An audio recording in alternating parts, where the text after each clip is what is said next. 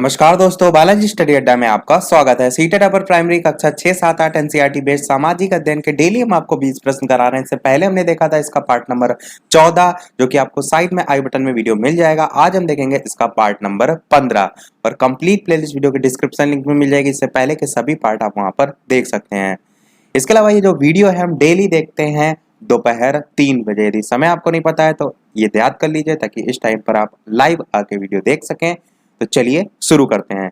सबसे पहले बात करते हैं जो पिछले वीडियो में मैंने प्रश्न पूछा था उसके उत्तर की। पिछले वीडियो में मैंने प्रश्न पूछा था कि योजना आयोग की स्थापना जो है वो कब हुई थी। 4 ऑप्शन दे रखे थे, आपको बताना था कौन सा जो है वो सही होगा। तो चलिए बात करते हैं उत्तर की कौन सा सही होगा। तो बिल्कुल आपका ऑप्शन नंबर बी 15 मार्च 1950 जो है वो सही हो जाएगा।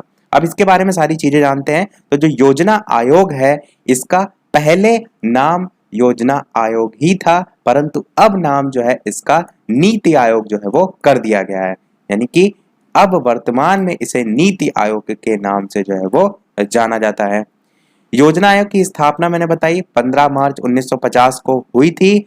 मुख्यालय इसका कहाँ है? तो योजना भवन संसद मार्ग जो नई दिल्ली है वहां पर इसका मुख्यालय है। इसका अध्यक्ष कौन होता है? तो इसका अध्यक्ष भारत का जो प्रधानमंत्री है वो इसका अध्यक्ष होता है। इसको यानी कि योजना आयोग जो है इसको बनाने का मेन उद्देश्य क्या था, यह कह सकते हैं इसका कार्य क्या था। तो जो पंचवर्षीय योजनाएं होती हैं 5-5 साल के लिए, उसके संबंध में या पंचवर्षीय योजनाएं जो बनाना था वही इसका जो है कार्य था योजना आयोग का। और इसके साथ साथ वित्त मंत्री और रक्षा मंत्री जो योजना आयोग के पदेन सदस्य हैं उसके रूप में जो है वो कार्य करते थे। अब बात करते हैं नीति आयोग के बारे में जो कि आपका वर्तमान में नाम है। तो जो नीति आयोग है यहां पर मैंने लिखा है ये कब बदला, तो इसका जो सन है वो ध्यान में रखिएगा। 1 जनवरी 2015 को जो है जो योजना आयोग है उसे बदलकर नीति आयोग जो है वो कर दिया गया था। और इसकी जो घोषणा है वो प्रधानमंत्री जो है उनके द्वारा 15 अगस्त 2014 को जो है वो स्वतंत्रता दिवस पर जो है वो की गई थी। तो वहां पर घोषणा की गई थी, परंतु लागू इसे 1 जनवरी 2015 से जो है वो किया गया था। इसके अलावा नीति आयोग के वर्तमान सीईओ आपसे पूछे जाएं, मैं अध्यक्ष की बात नहीं कर रहा हूं, सीईओ यानी कि मुख्य कार्यकारी अधिकारी वर्तमान में कौन है? तो आपके नीति आयोग के वर्तमान जो सीईओ हैं उनका नाम है अमिताभ कांत। नाम ध्यान रखिएगा, नीति आयोग के जो है वो सीईओ, इनका जो कार्यकाल है वो 2 साल और बढ़ाकर 30 जून 2021 तक जो है वो कर दिया गया था। ये जो है वो ध्यान रखिएगा, यानी कि 30 जून तक ये जो है अभी इसी पद पर जो है वो बने रहेंगे। और ये जो मैं वीडियो बना रहा हूँ ये 21 जून को जो है वो बना रहा हूँ। इसके साथ साथ सीईओ आपने जाने, यदि आपसे पूछा जाए कि नीति आयोग जो है उसके उपाध्यक्ष कौन है, तो नीति आयोग के उपाध्यक्ष जो है वो राजीव कुमार हैं वर्तमान में। इस चीज का ध्यान रखिएगा। सारी इंफॉर्मेशन मैंने आपको दे दी, कहीं से भी आपका प्रश्न पूछा जाए तो आप कर ले जाएं। चलिए अब शुरू करते हैं प्रश्न। तो सबसे पहले देखते हैं प्रश्न नंबर 1 कि निम्नलिखित में से कौन सा विचार सामाजिक विज्ञान के बारे में एक गलत धारणा का विरोध करता है। पहला कह रहा है जांच की गैर वैज्ञानिक प्रकृति का होना, दूसरा कह रहा है कि प्राकृतिक विज्ञान की तुलना में बेहतर होना, तीसरा कह रहा है कि उत्साहहीनता का होना, और चौथा कह रहा है कोई उज्जवल भविष्य नहीं होना। तो 4 ऑप्शन है, आपको बताना है कौन सा जो है वो सही होगा। तो चलिए बात करते हैं उत्तर की कौन सा सही होगा। तो उत्तर को देखने से पहले सबसे पहले ये समझिए यहाँ पर प्रश्न में क्या एक लाइन लास्ट वाली कह रहा है कि एक गलत धारणा का विरोध करता है, यानी कि वो गलत धारणा नहीं है, इसके संबंध में पूछा गया। तो आप यहाँ पर गलत धारणा कौन कौन सी है उनको छांट लीजिए। तो सबसे पहले यहाँ पर देखिए उत्साहहीनता का होना, ये आपकी बिल्कुल गलत धारणा है सामाजिक विज्ञान के संबंध में। इसी प्रकार कोई उज्जवल भविष्य नहीं होना बिल्कुल गलत है। जांच की गैर वैज्ञानिक प्रकृति का होना ये भी आपका बिल्कुल गलत है। तो सामाजिक विज्ञान की ये तीनों ही आपकी गलत धारणा है। परंतु प्रश्न आपका कह रहा था जो गलत धारणा है उसका विरोध करता है, यानी कि जो धारणा है वो सही हो। तो बचा कौन सा आपका ऑप्शन? ऑप्शन नंबर बी बचा कि प्राकृतिक विज्ञान की तुलना में बेहतर होना। कहने का मतलब क्या है, जो प्राकृतिक विज्ञान है वो मेधावी जो छात्र होते हैं उनका क्षेत्र माना जाता है, तो इस आधार पर आप कह सकते हैं कि सामाजिक विज्ञान के बारे में जो गलत धारणा का विरोध कर रहा है, यही आपका सेंटेंस कर रहा है कि प्राकृतिक विज्ञान की तुलना में बेहतर होना, तो ये आपका गलत है। बाकी तीनों जो है वो आपके सही जो है वो हो जाएंगे, यानी कि ऑप्शन नंबर बी आपका बिल्कुल जो है वो सही हो जाएगा। और यदि आप इस प्रकार के प्रश्नों को ना कभी समझ पाए तो यहाँ पर बाकी तीनों आप सेंटेंस भी देखेंगे, तीनों नेगेटिविटी दर्शा रहे हैं, उत्साहहीनता या कोई उज्जवल भविष्य नहीं होना, या जांच की यहाँ पर क्या लिखा हुआ, गैर वैज्ञानिक प्रकृति का होना, तो ये सभी निगेटिव है। तो बचा आपका ऑप्शन नंबर बी। इस टाइप से भी आप टिक कर सकते हैं। चलिए देखते हैं दूसरा प्रश्न कि भारत में पंचायती राज व्यवस्था सर्वप्रथम राजस्थान और किस में प्रारंभ की गई थी? हरियाणा, गुजरात, उत्तर प्रदेश या आंध्र प्रदेश। चार ऑप्शन है, आपको बताना इन चारों में से कौन सा सही होगा। तो चलिए बात करते हैं उत्तर की कि कौन सा जो है वो सही होगा। अब तक आपने सोच अवश्य लिया होगा, तो बिल्कुल यहाँ पर आपका option number D Andhra Pradesh जो है वो सही हो जाएगा। अब देखिए यहाँ से प्रश्न कैसे कैसे पूछे जा सकते हैं। सबसे पहला प्रश्न आपसे यही पूछा जा सकता है कि पंचायती राज व्यवस्था को लागू करने वाला पहला राज्य कौन सा था, क्योंकि यहाँ पर दो राज्य लिखे हैं, राजस्थान भी लिखा है, आंध्र प्रदेश भी लिखा है। तो आपका पहला राज्य कौन था? तो आप कहेंगे आपका राजस्थान जो है वो पहला राज्य था। तो राजस्थान देश का ऐसा पहला राज्य है जहां पर पंचायती राज व्यवस्था को लागू किया गया था। और इस योजना का जो शुभारंभ है वो प्रधानमंत्री उस समय जो थे, जिनका नाम था जवाहरलाल नेहरू, उन्होंने नागौर जिले का नाम ध्यान रखिएगा, ये फेमस है, पूछा जाता है। तो नागौर जिला जो है इसमें इसमें जो है वो 2 अक्टूबर 1959 को जो है वो किया था, पंचायती राज व्यवस्था को जो है वो लागू 1959 को राजस्थान में। तो ये तो हो गया राजस्थान के संबंध में। अब बात करते हैं आंध्र प्रदेश के संबंध में। तो इसके बाद ही इसी योजना को 1959 में ही, यानी कि इसी सन में फिर बाद में आंध्र प्रदेश में भी जो है वो लागू किया गया। तो पंचायती राज व्यवस्था सर्वप्रथम राजस्थान और आंध्र प्रदेश दोनों आपका जो है वो सही हो जाएगा। चलिए देखते हैं अपना तीसरा प्रश्न। तीसरा प्रश्न कह रहा है कि सामाजिक विज्ञान के क्षेत्र में समाजमितीय परीक्षण तकनीक जो है, इसकी विधि में निम्नलिखित में से क्या शामिल है? पहला ऑप्शन कह रहा है कि शिक्षार्थियों द्वारा कुछ सतत आंतरिक मूल्यांकन उपलब्ध कराने के जो मानदंड है उनके आधार पर अपने खुद के काम का आकलन। दूसरा कह रहा है कि शिक्षार्थियों द्वारा एक दूसरे की इच्छा का मूल्यांकन। तीसरा ऑप्शन यहीं से स्टार्ट है कि व्यापक मूल्यांकन। और चौथा कह रहा है आंतरिक मूल्यांकन। तो चार ऑप्शन है, आपको बताना है कौन सा जो है वो सही होगा। तो चलिए बात करते हैं उत्तर की कौन सा सही होगा। तो बिल्कुल यहाँ पर आपका ऑप्शन नंबर बी सही हो जाएगा, शिक्षार्थियों द्वारा एक दूसरे की इच्छा का मूल्यांकन। देखिए यहाँ से प्रश्न क्या पूछा जाता है कि जो समाजमितीय परीक्षण तकनीक है, ये जो आपका प्रश्न में पूछा गया था, ये किसके द्वारा विकसित की गई थी? तो एक मनोचिकित्सक थे जिनका नाम था याकूब एल मोरेनो। यहाँ पर मैं मोरेनो लिख देता हूँ क्योंकि आप मोरेनो इस टाइप से जो है वो लिखा जाएगा। तो याकूब एल मोरेनो जो है, इनके द्वारा जो है ये विकसित की गई थी समाजमितीय परीक्षण तकनीक। अब एक लाइन में आप ध्यान रखिए समाजमितीय परीक्षण तकनीक में होता क्या है। तो इसमें ऐसा तरीका है, कह सकते हैं, जिसमें जो शिक्षार्थी होते हैं वो एक दूसरे की जो इच्छाएं होती हैं उसका मूल्यांकन करते हैं। और यही आपका ऑप्शन नंबर बी में लिखा है कि शिक्षार्थियों द्वारा एक दूसरे की इच्छा का मूल्यांकन। ये आपकी एक मात्रात्मक विधि के अंतर्गत जो है वो आती है, या दूसरे तरीके से कह सकते हैं कि जो सामाजिक संबंध होते हैं उनकी पहलू जो है उसको मापने की मात्रात्मक विधि के अंतर्गत आती है, ध्यान रखिएगा। चलिए देखते हैं अपना अगला प्रश्न चौथा कि आयोडीन युक्त नमक का सेवन निम्नलिखित में से किस रोग की रोकथाम के लिए आवश्यक है? घेंगा, मूत्रलता, स्कर्वी या मधुमेह। इस प्रकार से चार ऑप्शन दे रखे हैं, आपको बताना है कि इन चारों में से कौन सा सही होगा।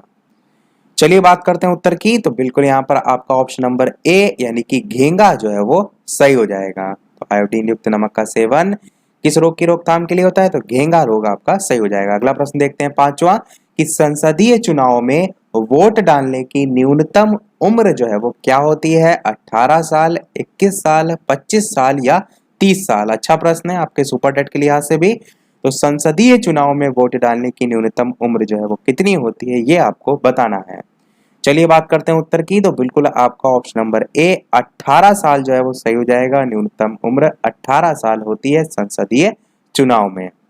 अगला प्रश्न देखते हैं छठा कि जैव विकास के संदर्भ में सांपों में अंगों का लोप होना जो है उसको स्पष्ट किया जाता है।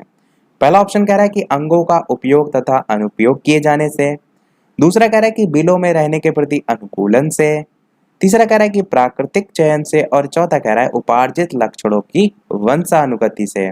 प्रश्न क्या कह रहा है? देखिए, सांप जो थे उनके संबंध में पहले माना जाता था कि उनके पैर होते थे और धीरे धीरे वो लुप्त हो गए। तो वही कह रहा है कि अंगों का लोप होना, लोप मतलब गायब होना। तो जैव विकास के संदर्भ में कथन कौन सा सही है? तो पहला कह रहा है कि अंगों का वो उपयोग यानी कि जो पैर है उसका उपयोग या नहीं करते थे, अनुपयोग मतलब नहीं करते थे, उसके कारण से जो है वो लुप्त हो गए। दूसरा कह रहा है जो बिल में वो रहते थे सांप, तो उनमें रहने के प्रति अनुकूलन, वो आराम से उसमें घुस जाए, रह लें, उसके प्रति या उसके कारण जो है वो गायब हो गए। तीसरा कह रहा है प्राकृतिक चयन से, यानी कि प्राकृतिक रूप से ही वो गायब धीरे धीरे हो गए। और चौथा कह रहा है उपार्जित लक्षणों की वंशानुगति से हो गए। तो ये चार आपके ऑप्शन दे रखे हैं, आपको बताना है इन चारों में से कौन सा सही होगा।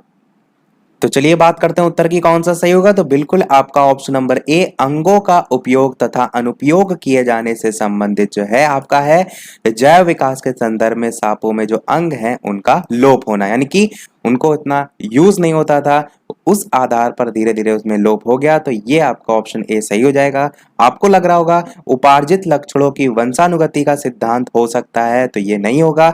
उपार्जित लक्षणों की वंशानुगति का सिद्धांत लैमार्क ने दिया था। इन्होंने क्या बताया था कि वातावरण जो है उसमें जो परिवर्तन होते हैं उसके कारण कुछ अंग हैं उनका अधिक उपयोग किया जाता है, तो अधिक विकसित हो जाते हैं जिनका अंग का अधिक उपयोग हो जाता है, और जिन अंगों का यूज कम होता है वो धीरे धीरे विलुप्त हो जाते हैं। तो ये आपका था उपार्जित लक्षणों की वंशानुगति का सिद्धांत, जो कि आपका सांपों में अंगों के लोप होने से संबंधित नहीं है। वो सांपों के में जो अंग है उनका लोप होने से संबंधित आपका यही है, अंगों का उपयोग तथा अनुपयोग किए जाने से। और यहाँ पर एक चीज और ध्यान रखिएगा कि अंगों का उपयोग और अनुपयोग जो आपका सिद्धांत था वो भी आपका जो लैमार्क है जैव विकास के संदर्भ में लैमार्क ने ही जो है वो दिया था। उन्होंने जो अपने प्रयोग किए थे उसके आधार पर आप इसको जिराफ जो उनका एक एग्जाम्पल था उससे ज्यादा समझ सकते हैं। तो जिराफ की जो गर्दन है उसकी लंबी होने में जो अंगों का उपयोग और अनुपयोग है उसके संबंध में ही उन्होंने व्याख्या जो है वो की है। चलिए देखते हैं अपना अगला प्रश्न, सातवां प्रश्न कह रहा है कि एक शिक्षक के द्वारा उसके पाठ योजना की डायरी में एक अनुदेशात्मक उद्देश्य लिखना, शिक्षार्थी पितृसत्ता के अर्थ का वर्णन करने में सक्षम हो जाएगा। निम्नलिखित में से कौन सा क्षेत्र इस उद्देश्य से जुड़ा हुआ है? मूल्यांकन, ज्ञान, अनुप्रयोग या बोध। इस प्रकार से चार ऑप्शन आपको यहाँ पर दे रखे हैं, आपको बताना है इन चारों में से कौन सा सही होगा। तो चलिए बात करते हैं उत्तर की, कौन सा सही होगा। तो बिल्कुल यहाँ पर ऑप्शन नंबर डी, बोध जो है आपका सही हो जाएगा। मैंने बताए भी थे आपको 6 कौशल ब्लूम के वर्गीकरण में दिए गए थे, कौन कौन से। पहला आपका था ज्ञान, दूसरा था आपका समझ या बोध, इसी को हम कहते हैं, तीसरा था आपका अनुप्रयोग, चौथा था आपका विश्लेषण, पांचवा था आपका मूल्यांकन और छठा था आपका संश्लेषण। तो ये आपके 6 थे, इन सभी को ध्यान रखिएगा। काफी बार यही पूछ लिया था इनमें से कौन सा जो है ब्लूम के जो वर्गीकरण किए गए कौशल उनमें नहीं आता है। तो ज्ञान, समझ, अनुप्रयोग, विश्लेषण, मूल्यांकन और संश्लेषण ये सभी हो जाएंगे। प्रश्न में क्या पूछा गया था? प्रश्न में कह रहा था अनुदेशात्मक उद्देश्य। यहाँ पर इस चीज को ध्यान दीजिए, जो अनुदेशात्मक उद्देश्य पूछा गया था इसमें आप कह सकते हैं ये जो समझ क्षेत्र है या जो मैंने बोध बताया इस क्षेत्र के अंतर्गत आपका अनुदेशात्मक उद्देश्य आता है, और इसीलिए आपका ऑप्शन नंबर डी जो है वो सही हुआ है। अब बोध जो है इसमें सभी आपकी सक्रिय क्रिया आती हैं, जैसे कि आपकी स्पष्ट करना, विवरण देना, चित्रण करना, वर्गीकृत करना, परिवर्तित करना, चर्चा करना, अनुमान लगाना, समझाना, उदाहरण देना, पहचान देना, सभी कह सकते हैं इसमें आ जाती हैं। तो इसी के आधार पर आपका ऑप्शन डी यहाँ पर सही हुआ है। देखते हैं अपना अगला प्रश्न, आठवां, कि मानव तंत्र में निम्नलिखित में से कौन सा एक पाचक एंजाइम नहीं है? चार ऑप्शन दे रखे हैं, ट्रिप्सिन, गैस्ट्रिन, टाइलिन या पेप्सिन। आपको बताना है इन चारों में से कौन सा सही होगा। इसके अलावा वीडियो पसंद आ रहा हो तो वीडियो को लाइक भी अवश्य कर दीजिएगा, ताकि इसी प्रकार मैं आपके लिए अच्छे से अच्छे प्रश्न जो है वो लाता रहूं। मुझे भी मोटिवेशन मिलता है आपके एक लाइक से, तो एक लाइक तो आपका बनता ही है। तो चलिए बात करते हैं उत्तर की, कौन सा सही होगा। तो बिल्कुल आपका ऑप्शन नंबर यहाँ पर बी सही हो जाएगा। गैस्ट्रिन एंजाइम आपका मानव तंत्र में पाचक एंजाइम नहीं में जो है वो आता है।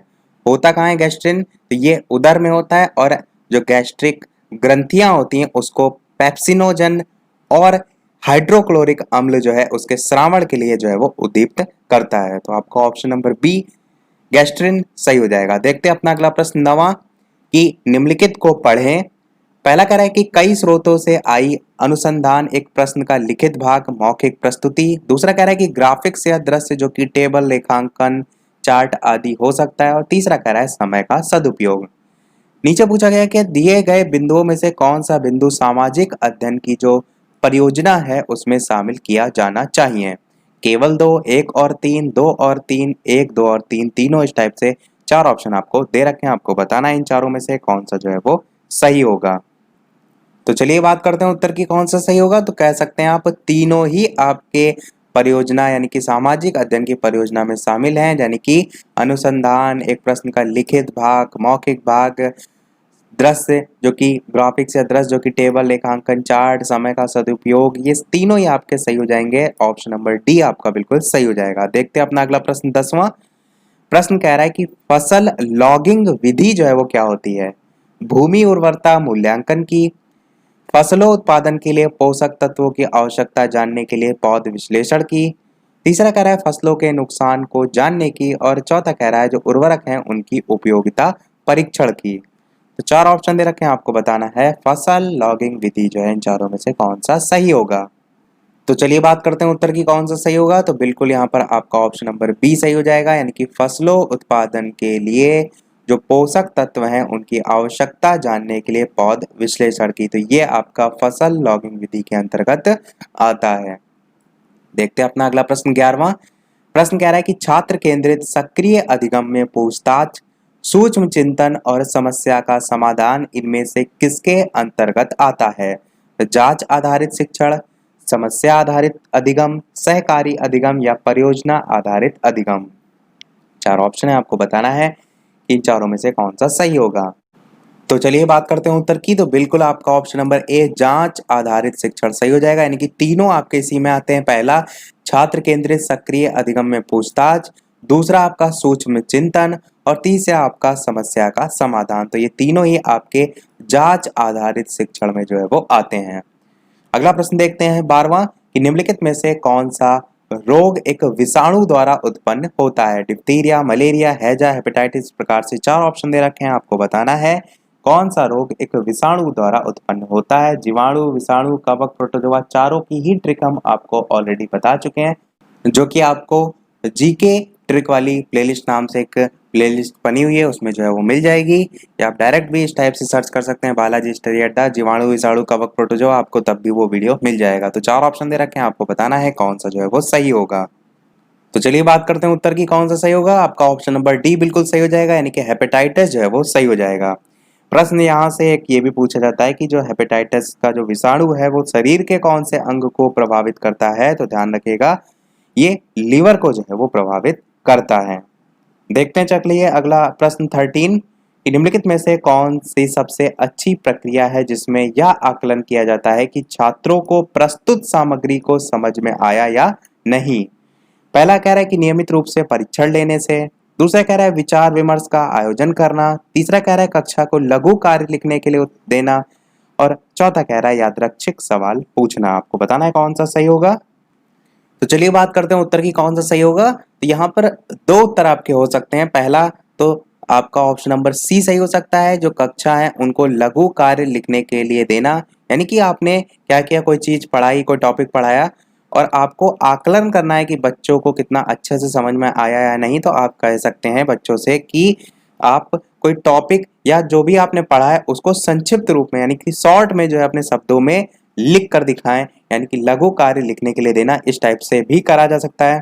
दूसरा तरीका क्या है, दूसरा तरीका है ऑप्शन नंबर बी में कि विचार विमर्श का आयोजन करना, यानी कि आपसे क्लास में खड़े होकर डायरेक्ट ही पूछ लिया गया कि आपने जो चीज सीखी आप अपने शब्दों में बताइए। तो ये भी एक तरीका हो सकता है, पर दोनों में कौन सबसे ज्यादा बेस्ट है। तो आपका ऑप्शन सी ज्यादा सही होगा, लघु कार्य लिखने के लिए देना। क्यों? क्योंकि जो इसमें सब व्यक्ति, हर जो स्टूडेंट होता है उसके विचार अलग अलग होते हैं। यदि आप विचार विमर्श के आयोजन कराएंगे तो कोई बच्चा जब बोलेगा तो दूसरा भी उसे सुनेगा। तो ऐसे में एक जो व्यक्ति अपने विचारों के द्वारा, अपनी सोच के द्वारा कुछ शब्दों का निर्माण कर रहा है तो दूसरा भी सुन रहा है, तो दूसरा उस चीज को कॉपी करने का एक उसमें संभावना रहेगी। परंतु लघु कार्य लिखने के लिए देना या संक्षिप्त रूप में लेखन कार्य देना, इसके माध्यम से उस चीज से बचा जा सकता है कि छात्रों ने उस जो सामग्री है उसको कितना बेहतर तरीके से समझा, तो वो आपका यहाँ से ज्यादा जो है वो सही होगा। और बाकी यादृच्छिक सवाल पूछना या नियमित रूप से परीक्षण लेना, ये सभी ऑप्शन आपके कट जाएंगे। देखते हैं अपना अगला प्रश्न 14 कि निम्नलिखित में से कौन कोलाइड नहीं है? दूध, खून, आइसक्रीम या शहद। 4 ऑप्शन दे रखे हैं, आपको बताना है कौन कोलाइड नहीं है। विज्ञान से ये आपका प्रश्न जो है वो पूछा गया है। तो चलिए बात करते हैं उत्तर की, कौन सा सही होगा। तो बिल्कुल आपका ऑप्शन नंबर सी सही हो जाएगा, यानी कि आपसे पूछा गया था कि कौन कोलाइड नहीं है, तो आपका आइसक्रीम जो है कोलाइड नहीं है। देखिए कोलाइड क्या होता है इसको समझिए। तो कोलाइड को ही हम कलिल के नाम से भी जानते हैं। ये एक ऐसा रासायनिक मिश्रण होता है जिसमें एक वस्तु दूसरी वस्तु में कह सकते हैं समान रूप से परिक्षेपित होती है, जिसे हम डिस्पर्स्ड कहते हैं। अब यहां पर जो उदाहरण दिए हैं दूध, खून, शहद, ये सभी तो आपके होते ही हैं। उसके अलावा स्टार्च और जिलेटिन आपको ऑप्शन में काफी देखने को मिलता है, तो वो भी ध्यान में रखिएगा। वो भी आपके कोलाइड जो है इसी में जो है वो आते हैं, स्टार्च और जिलेटिन। और कोलाइड जो विलयन है उसको द्रव स्नेही या द्रव रागी कोलाइड के नाम से भी जाना जाता है। देखते हैं अपना अगला प्रश्न 15 कि एनसीएफ 2005 में निम्नलिखित में से किस पर बल दिया गया है? आंतरिक मूल्यांकन पर, सार्वजनिक परीक्षा पर, लगातार परीक्षण पर या किताब खोलकर परीक्षा देने पर। इस प्रकार से 4 ऑप्शन है, आपको बताना है इन चारों में से कौन सा सही होगा। तो चलिए बात करते हैं उत्तर की। तो ऑप्शन भी आप डायरेक्ट काट सकते हैं। क्या किताब खोलकर परीक्षा देने का कोई उद्देश्य है? कहेंगे आप ऑप्शन डी, तो ऐसे ही कट हो जाएगा। लगातार परीक्षण लेंगे तो बच्चा भी बोर हो जाएगा, आपका ऐसे ऑप्शन कट हो जाएगा। सार्वजनिक परीक्षा पर, यानी कि यदि खुले में परीक्षा कराई जाए, सार्वजनिक तौर पर कराई जाए तो परीक्षा कराने का उद्देश्य ही खत्म हो जाएगा, यानी आपका ऑप्शन बी भी कट हो जाएगा। बचा कौन सा? आंतरिक मूल्यांकन। तो आपको यदि कुछ भी नहीं पता है एनसीएफ के बारे में तब भी आप इसे टिक कर सकते हैं, और यही आपका बिल्कुल सही होगा। आंतरिक मूल्यांकन या कह सकते हैं सतत आंतरिक मूल्यांकन पर एनसीएफ में जो है वो बल दिया गया है। और इससे क्या होता है, जो अधिगम होता है वो कह सकते हैं और ज्यादा प्रभावीशील होता है। इसमें आप कह सकते हैं समय समय पर जो बच्चे हैं उनके ज्ञान, समझ, कौशल, हित, इन सभी को जो है वो शामिल किया जाता है। तो आपका ऑप्शन नंबर ए सही हो जाएगा। देखते हैं अपना अगला प्रश्न 16 कि ईईजी से जिस अंग की कार्य प्रणाली प्रकट होती है वो कौन सा है? हृदय, मस्तिष्क, कान या यकृत। 4 ऑप्शन दे रखे हैं, आपको बताना है कौन सा सही होगा। तो चलिए बात करते हैं उत्तर की, कौन सा सही होगा। तो बिल्कुल आपका मस्तिष्क जो है वो सही हो जाएगा। यहाँ पर जो ईईजी लिखा है इसकी फुल फॉर्म क्या होती है? तो इलेक्ट्रॉन सेफलोग्राम इसकी फुल फॉर्म जो है वो होती है। इलेक्ट्रॉन सेफलोग्राम इसकी फुल फॉर्म होती है। और ध्यान रखिएगा जो मस्तिष्क है उसमें किसी भी प्रकार की कोई प्रॉब्लम है तो उसका पता लगाने के लिए इसका उपयोग किया जाता है। आपने काफी हॉलीवुड की मूवीज में देखा होगा कि दिमाग में आपके देखते हैं माइंड में छोटी छोटी पिन टाइप की लगी रहती हैं और पूरा तार आर से वो जुड़ा रहता है, तो वो आपका इसी का आपको स्वरूप देखने को मिलता है ईईजी का। इसको सर्च करके भी आप इसकी फोटो जो है वो देख सकते हैं। देखते हैं अपना अगला प्रश्न 17 कि एक प्रामाणिक परियोजना निम्नलिखित में से किसे जो है वो कहते हैं?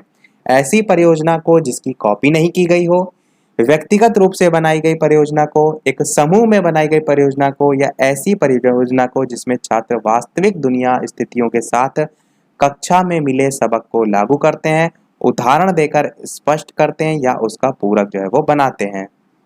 तो 4 ऑप्शन दे रखे हैं, आपको बताना है कि एक प्रामाणिक परियोजना निम्नलिखित में से किसे जो है वो कहते हैं।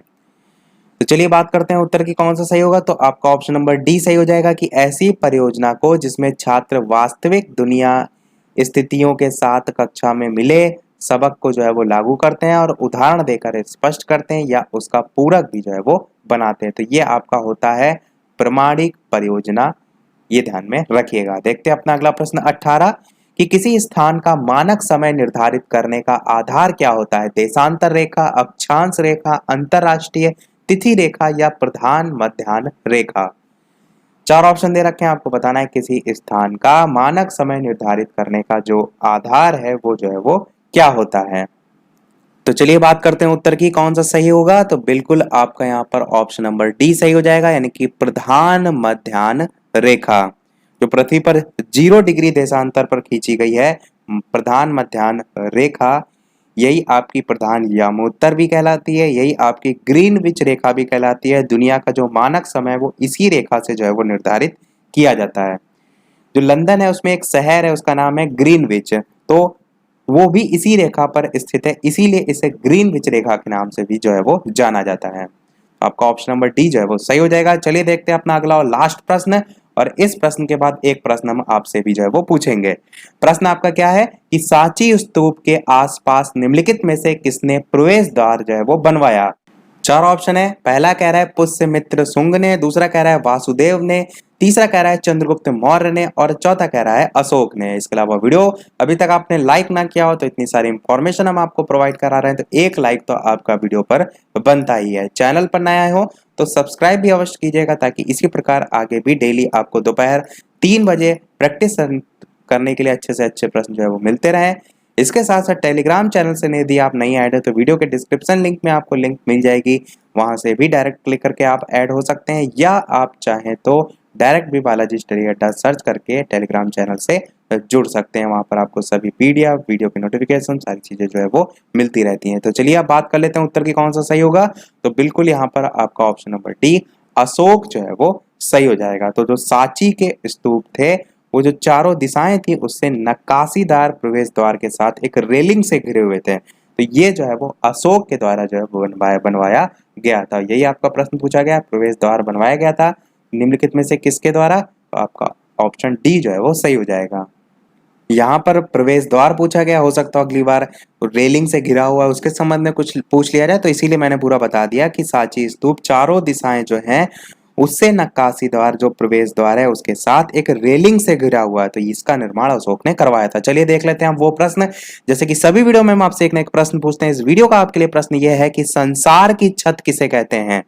अरावली को, सतपुड़ा को, पामीर को, या म्यांमार को? तो चार ऑप्शन है, इन चारों में से कौन सा सही होगा वीडियो के मेन कमेंट में टाइप करके अवश्य बताइएगा, या आप option A B C D type करके भी बता सकते हैं। इसका उत्तर हम देखेंगे इसके अगले वाले पार्ट में कल दोपहर 3 बजे। तो इसी के साथ हमारा ये आज का पार्ट समाप्त होता है।